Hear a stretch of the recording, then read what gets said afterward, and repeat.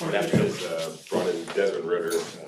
Curious about what your expectations are for a young quarterback that showed some promise last year. Yeah, I mean, it's a guy who kind of like similar to Aiden, got thrown into the fire early on, played a lot his second year in the league, then gets traded to the Cardinals, watching from afar.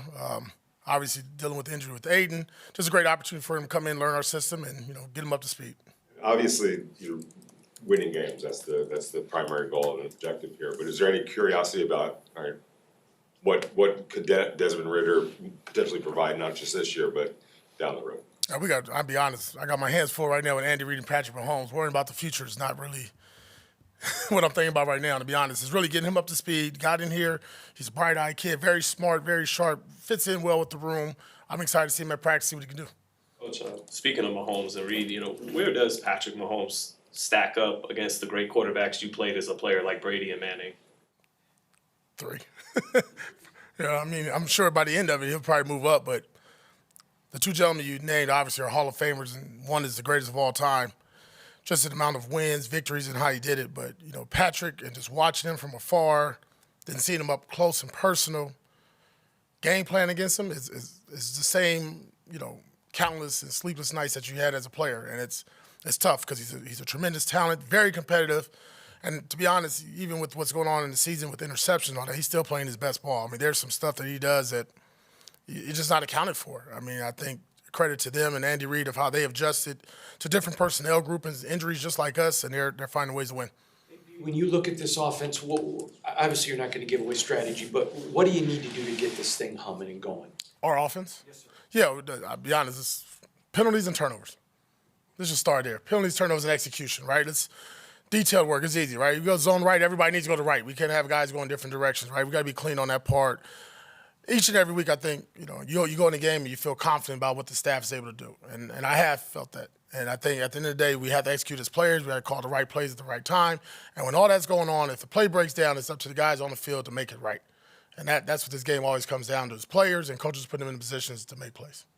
Coach, on that right side, DJ Glaze has gone up against a couple of really elite edge rushers, but now Jackson Powers-Johnson gets to go up against his, first elite interior lineman in Chris Jones. How do you ramp him up for something like that? We're not going to leave him on the island.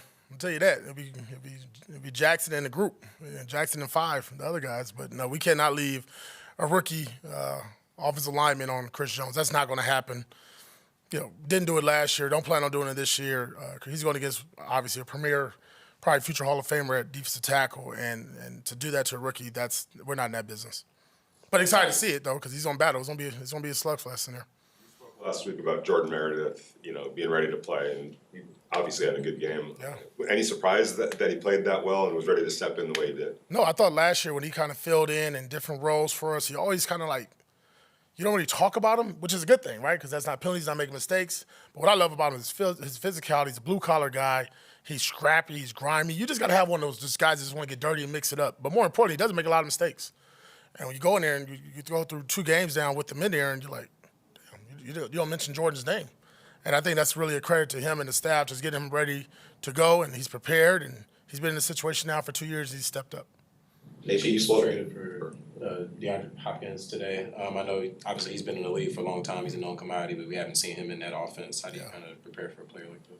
Yeah, I mean, you kind of got to look at it in twofolds, right? They're going to have some plays for him, get in there and learn the playbook. But to be honest, no disrespect to Hop, this offense still goes through 87 and Worthy now down the field vertically. So I'm sure that Andy, just as he's done in years past when he's made trades for certain players, he finds that role, those 6 or whatever many plays that he has for that gentleman.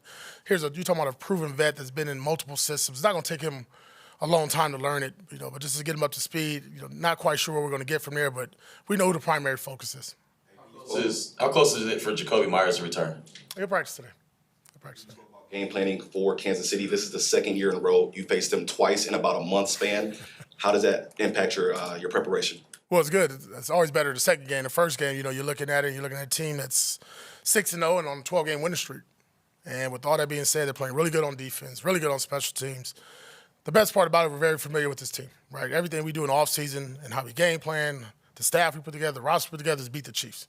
I mean, they're the cream of the crop. So we've been studying the entire offseason, and obviously, the season goes on, injuries, both teams.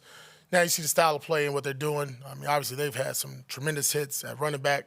Looking at Pacheco, that's a big hit for them. But they still find a way to run the ball. They do it very creative with either wide receivers or tight ends or whatever they come up with the ways to do it. So it's always a challenge. It's always fun to look forward to playing Andy Reid.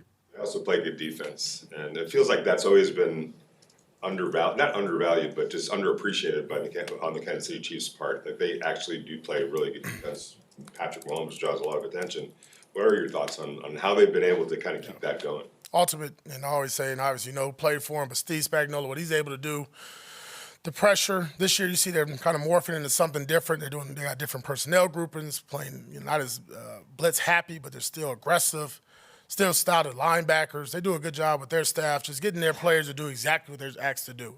And then when the plays are there to be made, they make them. And especially in critical moments in the game, red zone, 2-minute third down, that's probably when they're at their best. That staff is very good, and obviously that's why they've now won back-to-back Super Bowls. Last year, going into the game on Christmas, you said that we're tired of losing. We're tired of losing to those dudes. Now you have them at the house. What's the message this week in the locker room? We're tired of losing the last 3 weeks. We'll start there, right? We need to get this taste out of our mouth. We've had opportunities to win those games, and we let them slip away for one reason or another. And now we got a divisional foe that we know very well. That's all we've done is study. Our team has talked about it. We're fired up. We're excited.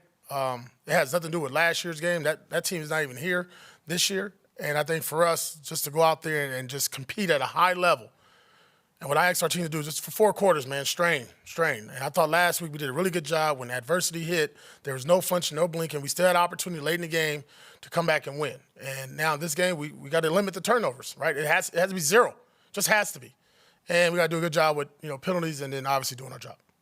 Obviously, like you said, it's a different team as opposed to last season, but still the Raiders are the last team to beat this team. And so there's this revenge factor kind of surrounding the game. Do you expect them to come out with a little extra intensity because of that? And if that's the case, what do you do to have your guys match it? No, I expect their best. You see it each and every week against the teams they go against. Started with the Baltimore and the Kansas and Cincinnati, and then see them in our division and how they're beating teams in our own division. I don't think they need to be fired up. They know what time it is. We know what time it is. It's time to strap it up and play, and we need to play. And we know they're coming with their best because they're the best team in football for the last 2 years, really the last 7-8 years, because they've been very competitive and put themselves in position each and every year to win championships. To his credit, Gardner said after the game it wasn't fair to his teammates when he's got 4 turnovers. I'm curious, how do you address that with a quarterback without it getting in their head where they play scared? It's a fine line. I'll be honest, be blunt, it's sensitive. What do you say? We got to take care of the ball, though. But a couple of those opportunities, except for the sack fumble, we could just throw the ball away, right? Just play another down, allow us to punt, whatever it may be. And Gardner understands. He's been in the league. When you look at his career, he hasn't had a year like he's having now prior, so it is kind of unexpected for all of us. I know to him as well. And I think no different we do each and every week. We talk about turnovers. We talk about protecting the football. It always has to be the Raiders' ball. And I think as Gardner goes through this week, and our staff as well, it's constantly reminding everybody that we need to do a good job of taking care of the football, because if we allow ourselves to lose a turnover battle this week, it'll go opposite for the Raiders.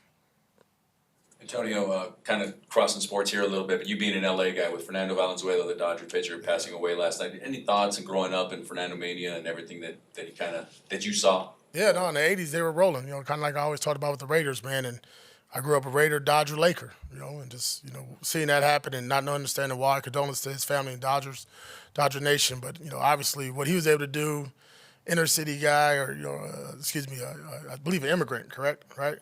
And just taking over the league by storm, rookie of the year, I believe, and just breaking records left and right. It was a different swag about him. He didn't look like all the other pitchers at the time. He looked totally different, and obviously he did it his way. Good. Cool. Thank you, guys. Thanks,